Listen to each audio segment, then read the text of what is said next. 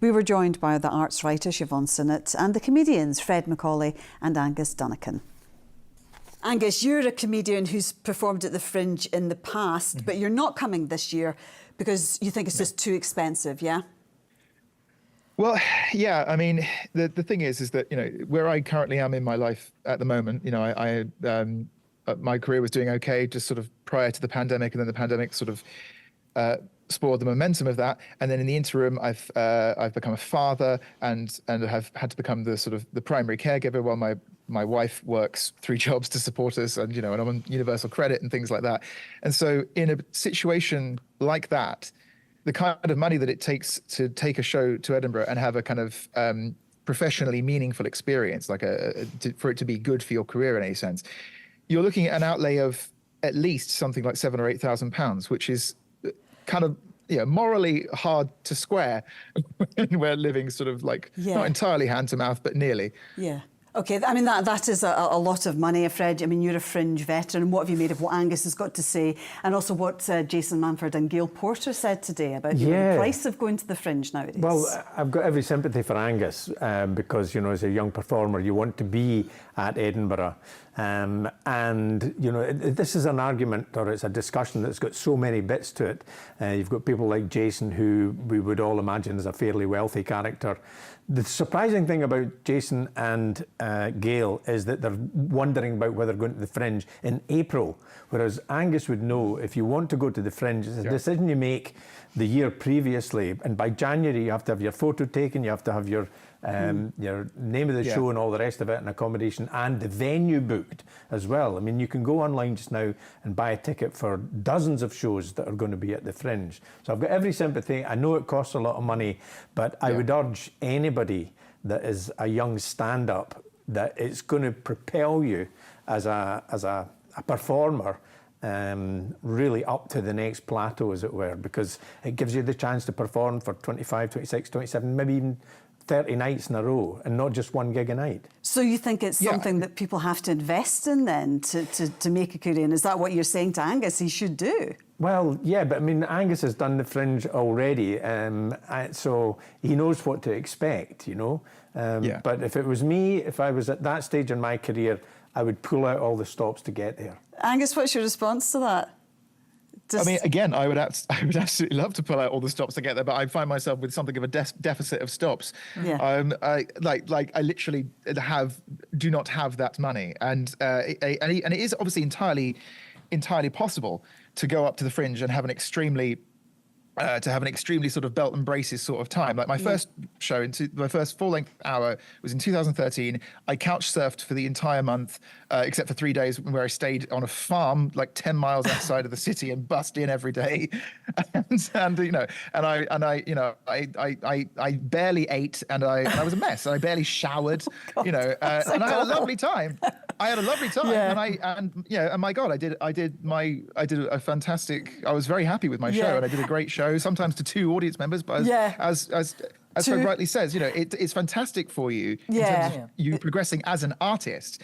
But, you know, art it is can not be for the very faint of difficult, heart. certainly. Yeah, I mean, Siobhan, the Fringe is still huge, and lots of performers are still coming, so it's not putting everyone off. It's not putting everyone off, but I mean, we've just come out of a pandemic, and that's been a really significant one for artists in particular, because the rainy day money was used to get through the pandemic, and now they're looking at something like the Fringe, you know, for performers like Angus, for people like Fred, and we're talking about the cost of accommodation, we're talking about the cost of venues, we're talking about the cost of tickets, and even then your audience is not guaranteed. Why? Well, for various reasons, but not least, we don't have the number of reviewers to put the word out of a fantastic show. So you're not even guaranteed that if you could be going gangbusters, you could be putting the show of your life, but you can't guarantee that the audience will come. Yeah, I mean, I wonder what is the answer then to make it more affordable? I mean, the Fringe Society, offers bursaries, and they're trying to, offer some cheap accommodation. But you can't tell people, landlords in Edinburgh, what to charge, can you? So what is the answer? Well, as somebody that had a background many years ago in finance, it will come as no surprise to you that I analyse every bit of expenditure and income. And Angus will know this as well. If you sell your show for 10, 12, 15, I've seen a show that's on sale in 2024 for £24, at a weekend, you know what the percentage is going to be. But over and above that, there is a booking fee that all the venues add on. The Fringe adds on as well. It's about £1.25. And if you've got 2.5 million tickets getting sold, that could be the best part of £3 million that the performers don't see a single bit of cut of, a percentage of, which they really should do. So maybe that £3 million could get, put into the pockets of the performers to try and help them square their accounts. Yeah, would that be the answer, Siobhan? Well, I think there are many answers. I mean, if you go out and ask 20 people, how will we make the Fringe more appealing? How can we rescue the Fringe? You'd get 20 different answers. I mean, some people have talked about, obviously, accommodation, which is a substantial part of the expenses for performers. Should you put a cap on private rentals, or should you build an Olympic-style village where all the artists would go, which is one of the more attractive ideas I've heard suggested. Well, I mean, the crack would be brilliant. Imagine the late bar in that place. The queue for the shower would be insane. Angus, do you think there is a danger that the Fringe may become a preserve for, wealthy young performers? And what would be the consequences for the arts as a result of that? I mean, this is some new and novel use of the word "become" that I'm hitherto unaware of. I feel like it's quite hard to deny that it kind of already is that, at least in a large percentage, and that's sort of the problem. The problem with discussing the Fringe in any sensible manner is that there is this inherent cognitive dissonance between what we would like the Fringe to be about, like new voices, creativity, self-expression, etc., and there's this disconnect between that and the rather tawdry reality that things cost money, and not just things, people's time is the biggest thing. Like, the people who make your posters, the people who distribute your publicity, the technicians.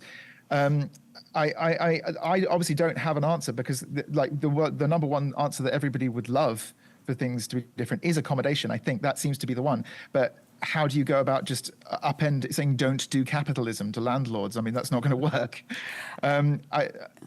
I mean, is it still a place where young talent can be discovered, or is it for those that can afford it, the posh rich ones? Yeah, and as I said, there's a question of visibility as well. I mean, it is a huge event, the Fringe, on top of the International Festival and of course the Edinburgh Film Festival, which had moved to June. Decided a couple of years ago that nope, there was room for one more, so that's going on as well. So it's all of it, which helps push up the price of accommodation, both in the private sector and anybody who's got a room that they thought they might be able to let out. So it's a huge issue from that. The question of diversity is, I think, one that a lot of people engage in. I've heard people talking about whether or not they should have quotas that venues should be fulfilling in order to diversify and make the Fringe less elitist. These are all things that are thrown around, but the fact that we are still discussing this, and we've been talking about a Fringe in crisis for decades, we still haven't come down to a series of workable solutions. Yeah, I mean, is it? So what were you going to say? I was going to say, I can remember about a decade ago, one of the big companies, the Underbelly, were thinking about just not doing an Edinburgh Fringe and doing a similar kind of thing in London in August. And not with Siobhan, but with other people saying, the Fringe in Edinburgh, robust as it may appear, is a kind of fragile thing, and it is easily breakable, and all these little elements might be, we have to be careful that we don't break it. But first and foremost, it is a festival, and it's a chance to do your gigs. It's also a chance to meet up with people and networking. Is it too elitist though, Fred? No, I don't think it is. Not yet, but I dare say some would argue that it's heading in that direction. And I mean, I'm not doing the Fringe this year. I might come back, but I would only go back if I thought I was being creative and had something to say. Yeah. I mean, Angus, the Fringe is not what it used to be. I mean, it used to be at the fringes of the festival.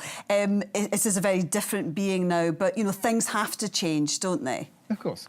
No, of course they do. And I suppose that's the...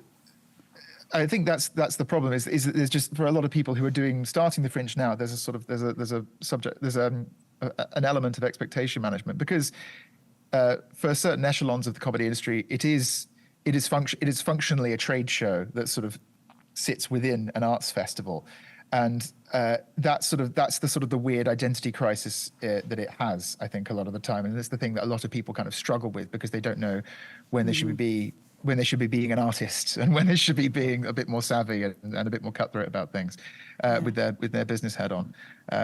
But sadly, comedy isn't largely populated by people who were good at maths at school.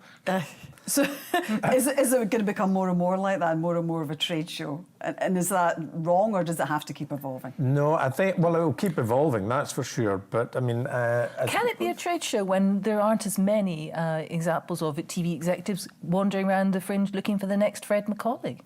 Well, I'd rather they're still looking for the last Fred MacAulay. Still available, folks. And can I just say, I showered every day. So I wonder what it'll look like in 10 years' time then. I think there'll have to be some good hard thinking about it. I mean, the problem is that nobody really wants to address things like the cost of venues, the cost of accommodation, whether or not you can encourage a diverse audience to come on when you know the price of tickets is commensurate with going to a mainstream venue like the Edinburgh International Conference Centre, and instead you're sitting in a broom cupboard, the kind of broom cupboard you normally keep hostages in. The price of tickets, that's a whole other discussion, but we'll have to leave this here. Thank you all very much indeed for joining us this evening. Thanks. Thank you very much.